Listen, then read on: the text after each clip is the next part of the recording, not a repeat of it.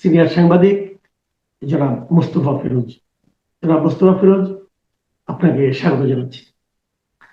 জনাব মোস্তফা ফিরোজ, আজ একটা জিনিস আমার নজরে আসলো। আমাদের সাবেক উপদেষ্টা, ছাত্রনেতা এবং গত বছরের জুলাইয়ের যে আন্দোলন ছিল, সেই আন্দোলনের যাকে মাস্টার মাইন্ড হিসাবে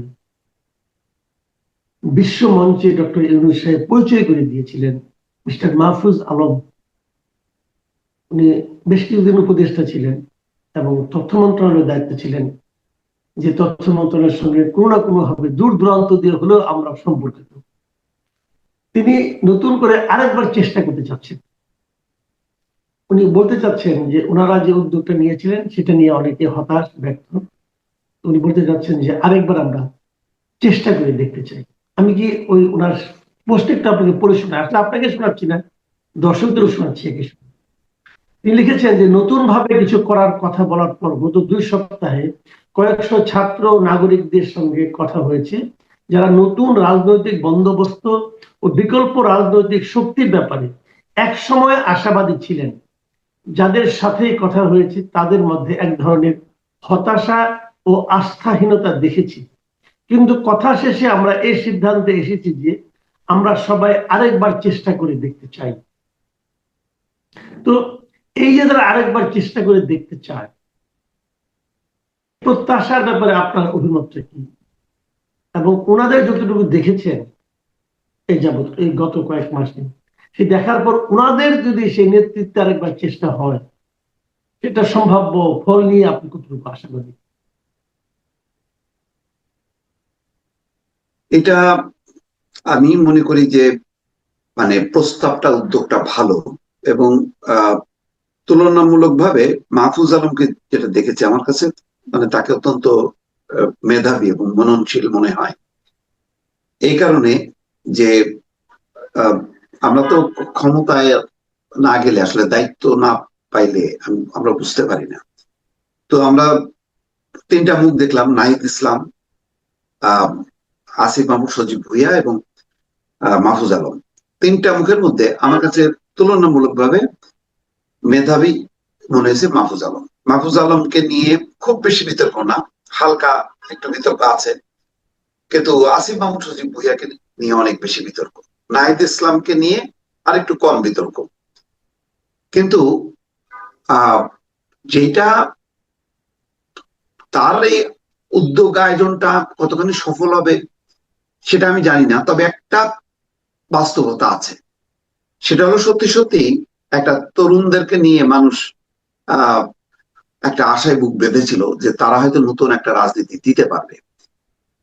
সেই জায়গাটায় থেকে যখন কি মাহফুজ আলম কথা বলছেন, তখন আমি মনে করি যে এটা একটা বাস্তবতা আছে, এবং এটা যদি সত্যিকার অর্থে তিনি শুরু করেন, আমি মনে করি যে কোন রাজনৈতিক দলে না যেও, এমপি না হয়েও একটা শক্তিশালী রাজনৈতিক অবস্থান গড়ে তুলতে পারবে।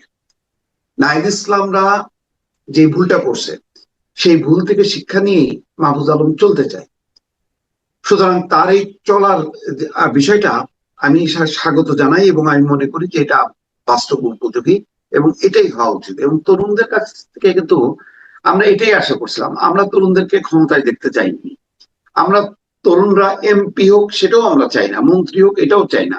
আমরা মনে করি যে আগে রাজনীতিটা তৈরি করা, মানুষকে সম্পৃক্ত করা, তারপরে হলো ক্ষমতায় যাওয়া। আমি প্রস্তুত হওয়ার আগেই প্রচলিত এই ক্ষমতার বৃত্তের মধ্যে ঢুকলে সেটা যে আসলে মানুষকে হতাশ করে, সেটা তো প্রমাণ করে ফেলছে নাহিদ ইসলাম এবং আসিফ মাহমুদ সজীব ভুঁইয়া বা এনসিপির এই দলের পুরো প্রক্রিয়াটা।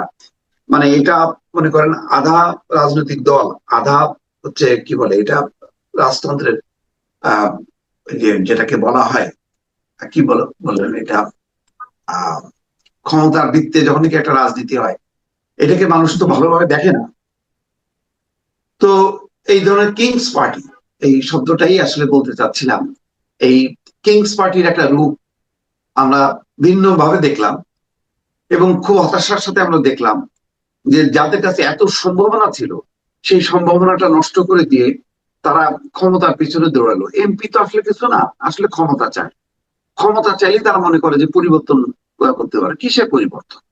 ক্ষমতার বৃত্তের মধ্যে থেকে নিজেদেরকে সুরক্ষা দেয়া আর ক্ষমতার চর্চা করা, সেটাই তো। এবং এমন একটা বৃত্তে চলে গেল যেই বৃত্তের আর একটা রাজনৈতিক রূপ আছে, সেখানে তারা প্রধান রূপ না। আজকে দেখেন সিট বন্টনের মধ্য দিয়ে কি হলো, এনসিপির অবস্থান হচ্ছে তৃতীয়, প্রথম জামাতে ইসলাম, তারপরে অবস্থান হচ্ছে ইসলামী আন্দোলন, তারপরে হলো এনসিপি।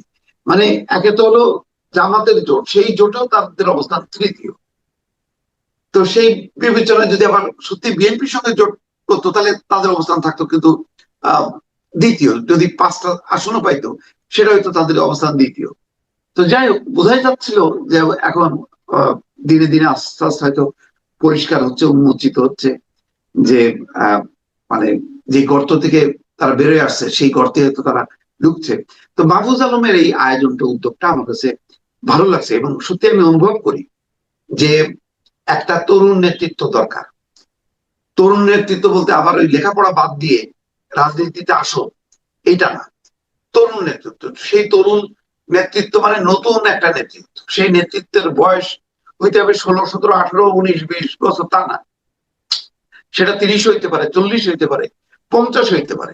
মানে নতুন রাজনীতির ধারা যেটা অনুপস্থিত, সেই ধারাটা মাহফুজ আলম ওয়েলকাম করছে।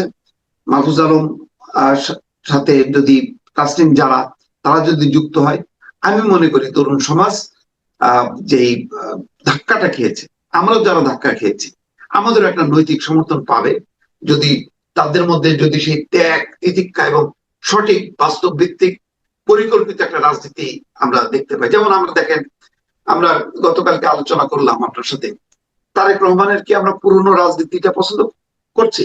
করছি না।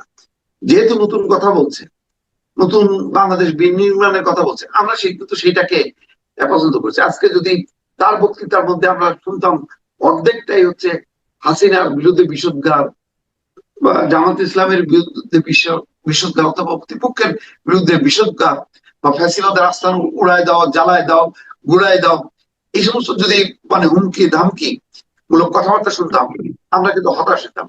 আমরা অনুপ্রাণিত হচ্ছি এইরকম ধারা পুরনো পুরনো রাজনৈতিক দলও নতুন ধারায় রূপান্তর করতে পারে। তার সাথে যদি আবার নতুন রাজনৈতিক ধারাও যুক্ত হয়, তাহলে কি হবে? তাহলে গণতন্ত্র শক্তিশালী হবে এবং মানুষের স্কোপ থাকবে মানে বাছাই করা যে এই রাজনীতিটা সঠিক নাকি এই রাজনীতিটা সঠিক। এখন তো আমি পুরো বিভ্রান্তের মধ্যে আছি, কে সঠিক কে বেঠিক আমি তো বুঝতে পারছি না। সুতরাং আমি মনে করি যে একটা বিশাল শক্তি আছে, মানুষ একটা পরিবর্তন চায়, একটা নতুন রাজনীতি শুরু করতে চায়। সেই রাজনীতি যদি মাহফুজ আলমরা আগাইতে পারে, আমি মনে করি যে এইটা সমর্থন পাবে। নিঃসন্দেহে এটা ভালো একটা উদ্যোগ।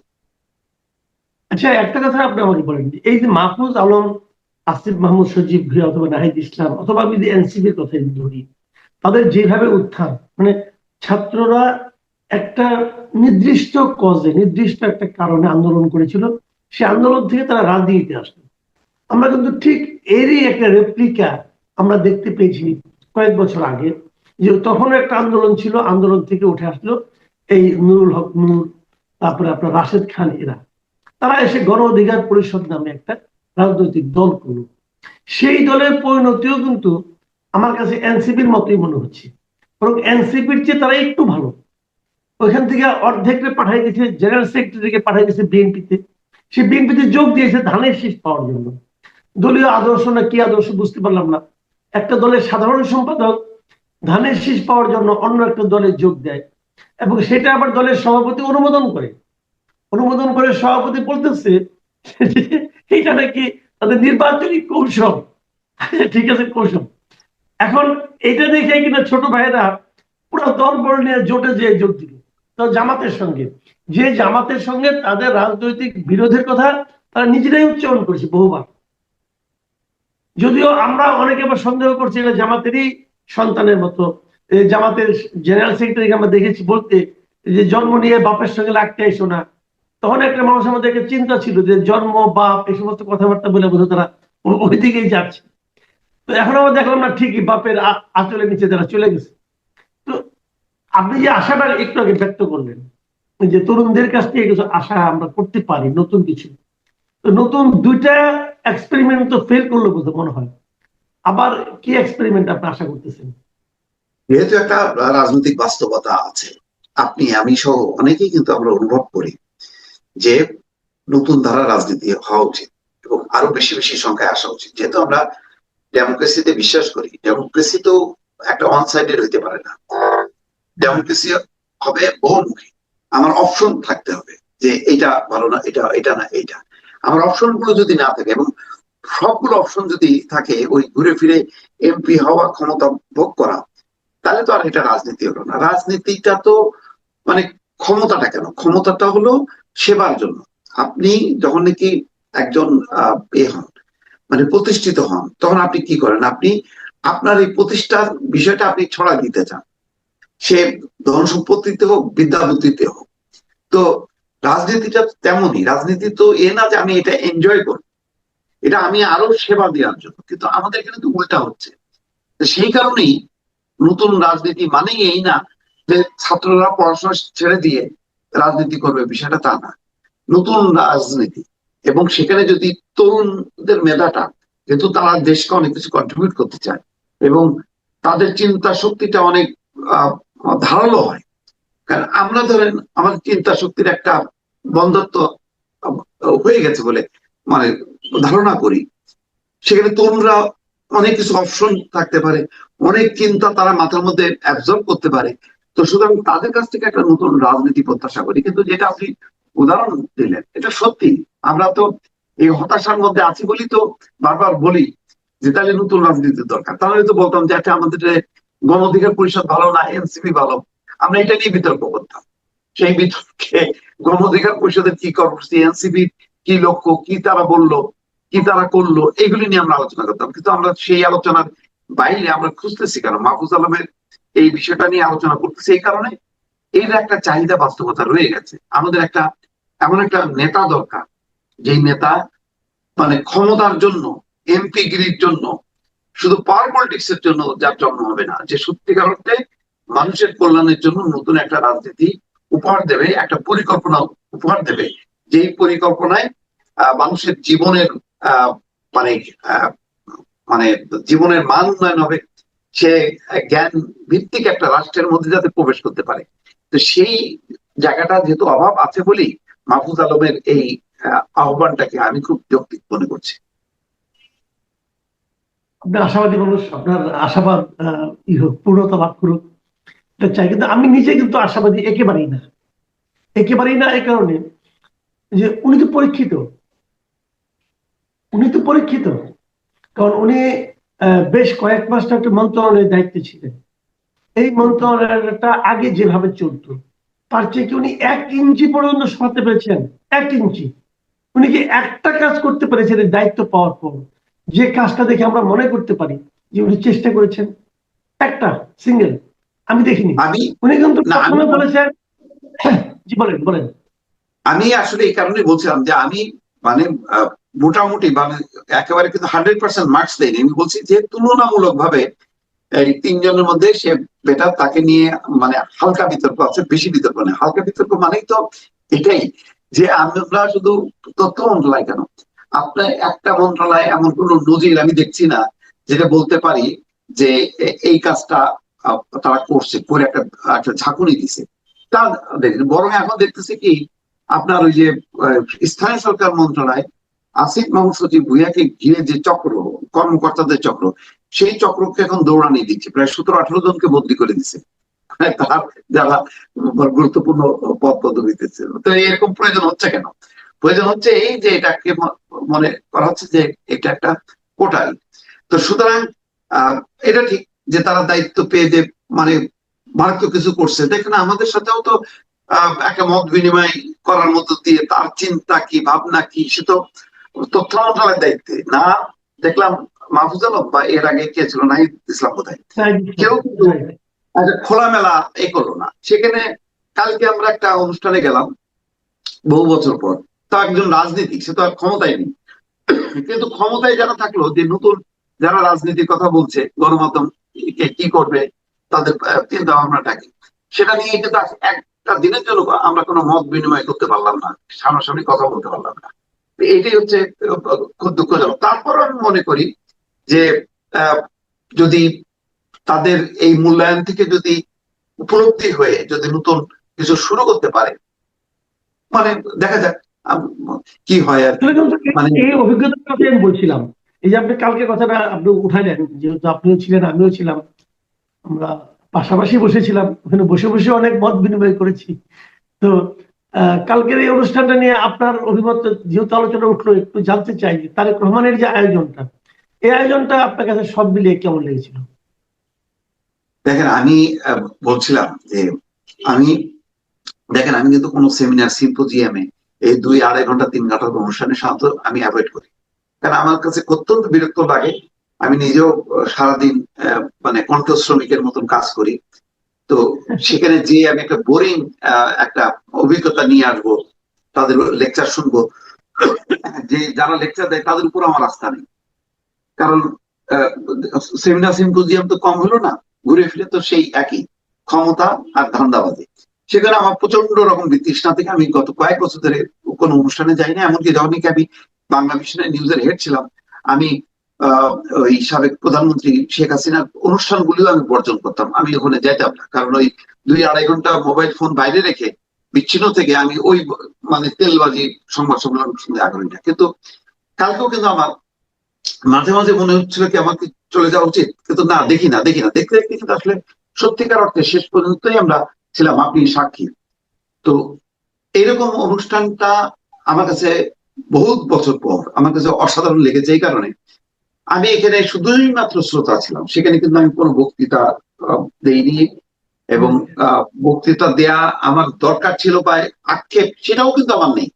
বরং যতটুকু হয়েছে ততটুকু আমি এটা পাইলাম যে সবার মধ্যে একটা আকাঙ্ক্ষা যে সাংবাদিকদের আচরণ পেশাদারিত্বমূলক হওয়া উচিত এবং রাজনীতিকরা সাংবাদিকদেরকে সাংবাদিক হিসাবে দেখতে চায়, এই মনোভাবটা আমি দেখলাম।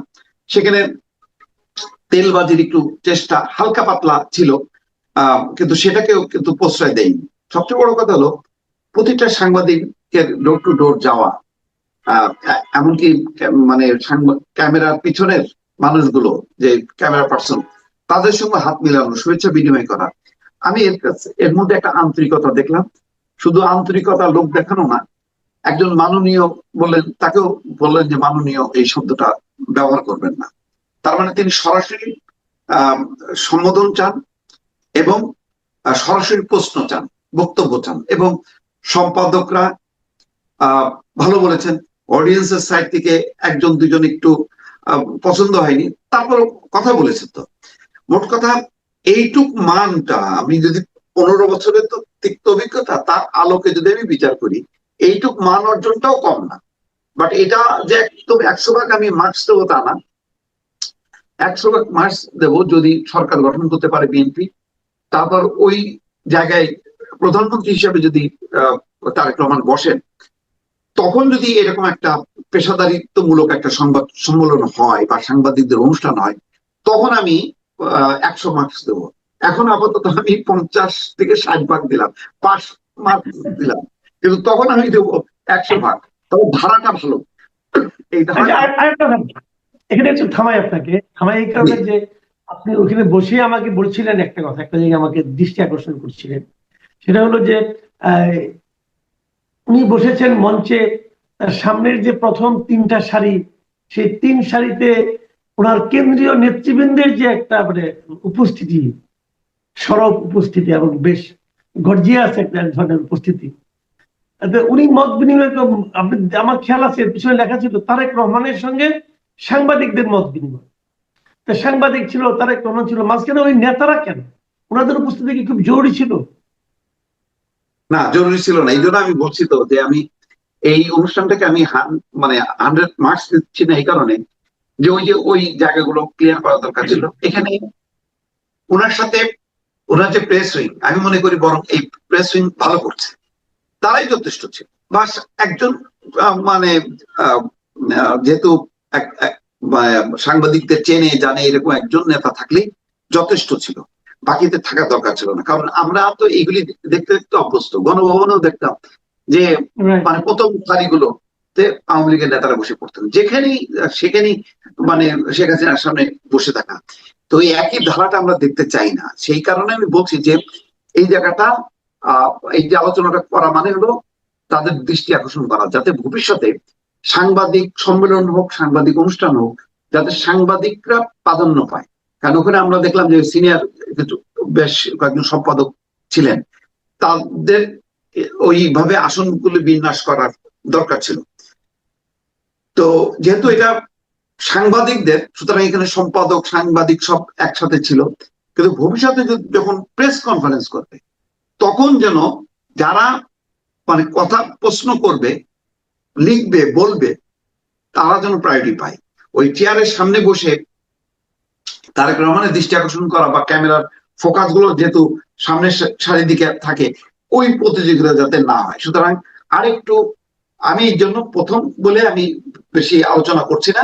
এই ত্রুটি বিচ্যুতি গুলো যদি মানে দূর করা হয়, তাহলে আমি মনে করি যে সরকারের সাথে, দলের সাথে সাংবাদিকদের যে সম্পর্কটা হবে, সেই সম্পর্কটা শত্রুতামূলক হবে না, পারস্পরিক বন্ধুত্বমূলক হবে। এবং যেটা তারেক রহমান যেটা আহ্বান করছে যে আপনারা এমন সমালোচনা করেন, যে সমালোচনার মধ্য দিয়ে আমরা আমাদের মানে উন্নয়নকে, আমাদের রাজনৈতিক লক্ষ্য পরিকল্পনা গুলোকে যাতে আমরা বাস্তবায়ন করতে পারি।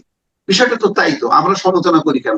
সরকারের ভালোর জন্য। আমরা তো সরকারকে পতনের জন্য উড়াই দাও, ফেলাই দাও, উল্টাই দাও, সেজন্য তো করি না। এটা শেখ হাসিনার সময়ও আমরা কিন্তু ওই কথাটাই বলতাম যে আমরা আলোচনা করি কেন? ভোট যাতে ভালো হয়, সবার অংশগ্রহণে হয়, যাতে এই একটা কার্যকর পার্লামেন্ট গঠিত হয়, সেই লক্ষ্যে আমরা তো মানে আমাদের ওই লক্ষ্য ছিল না যে শেখ হাসিনাকে উল্টাই দাও, ফেলাই দাও।